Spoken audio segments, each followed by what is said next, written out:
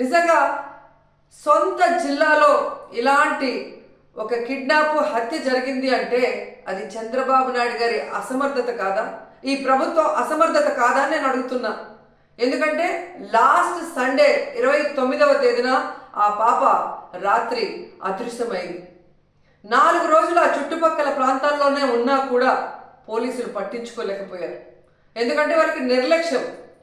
తల్లిదండ్రులు కంప్లైంట్ ఇచ్చినా పోలీసులు పట్టించుకోకపోవటం వల్ల ఆ అమ్మాయి ఆ ఇంటికి 4 కిలోమీటర్ల దూరంలో ఉన్న సమ్మర్ స్టోరేజ్లో శవమై తేలింది అంటే మరి హోంమంత్రి ఏం చేస్తున్నట్టు, ఈ ముఖ్యమంత్రి ఏం చేస్తున్నట్టు, ఈ డిప్యూటీ ముఖ్యమంత్రి ఏం చేస్తున్నట్టు అని నేను అడుగుతున్నాను. ప్రజల్ని పట్టించుకోరు, ఆడవాళ్ళ భద్రత పట్టించుకోరు, చిన్న బిడ్డల్ని చంపేస్తున్నా కూడా పట్టించుకోరు. అసలు ఈ రాష్ట్రంలో ప్రభుత్వం ఉందా? పోలీసులు ఉన్నారా?